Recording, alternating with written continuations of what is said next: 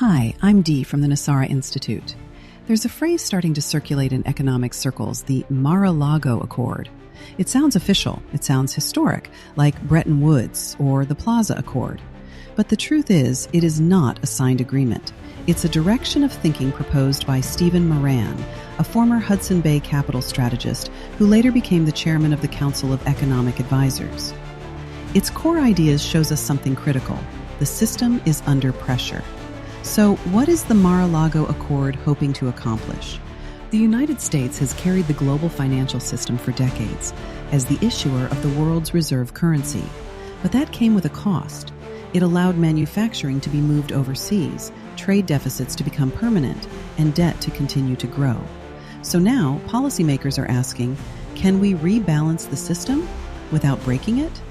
The Mar-a-Lago Accord proposes to weaken the dollar, bring production back home, push other countries to share the burden and restructure debt quietly over time. But how is that done exactly? First, to weaken the dollar.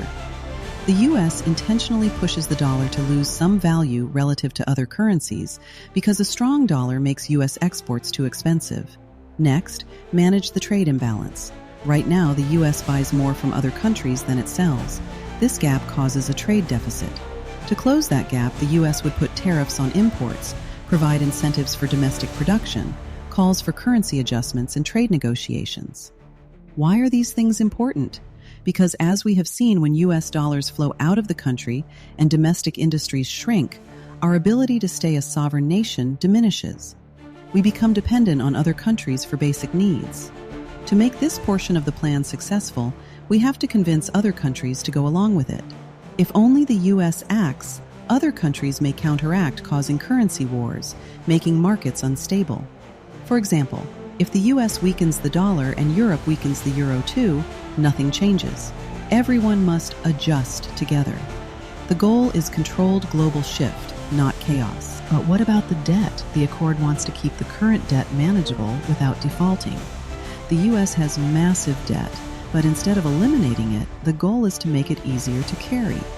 They propose doing that by keeping interest rates manageable, encourage foreign buyers to keep holding U.S. debt or bonds, extend repayment timelines, and inflate away part of the burden through the weakened dollar, which means your dollar buys less. This matters because our current system depends on continuous borrowing. A sudden stress could trigger a crisis. Simply put, imagine if you have a credit card. Instead of paying it off, you refinance it, lower the payment, stretch it out. The debt stays, but becomes manageable. Theoretically, this avoids the crisis while keeping the system running. It is designed to stabilize, not redesign. Now let's compare the Mar-a-Lago Accord with the National Economic Stabilization and Recovery Act by Harvey F Barnard. The real NESARA proposed bill would change our monetary and fiscal policy by rebuilding the system. NESARA changes the foundation, how money is created, how taxes are collected, and how credit is issued. One of the first steps in restoring structural balance under NESARA is ending debt-based money creation. In the current system, most money is created when it is borrowed. Under NESARA, money is issued based on real value, not debt. It enters circulation without requiring perpetual borrowing and is tied to tangible assets like gold, silver, or measurable economic output, not simply government decree. This removes the system's dependence on constant debt growth. Debt still exists, but it becomes limited, purposeful, and no longer permanent. The second hurdle NESARA tackles is taxation. Right now, the system taxes work, savings, and investment, the very things that build an economy. NESARA flips that. By removing income tax and replacing it with a consumption-based system, more money stays in people's hands, flows through businesses, strengthens manufacturing, and rewards saving and investing instead of punishing it. NESARA focuses on fixing the structure, not just managing the symptoms. Today's system relies on constant adjustments, interest rates, currency values, and trade balances. Instead of constantly correcting instability, NESARA builds a system that is designed to remain balanced on its own.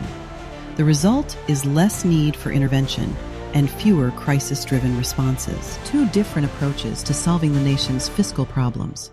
One manages instability. The other is designed to eliminate it at the source. The National Economic Stabilization and Recovery Act is an approach developed more than 30 years ago, one that addresses debt, trade imbalances, and the structure of money itself. So the question becomes, why hasn't it been part of the broader conversation? Could it be because it challenges long-standing financial frameworks? People need choices. Open, civic, and respectful discussions of different ideas is what has always made America strong and set it apart from other nations. Please visit our website and learn about the real NESARA.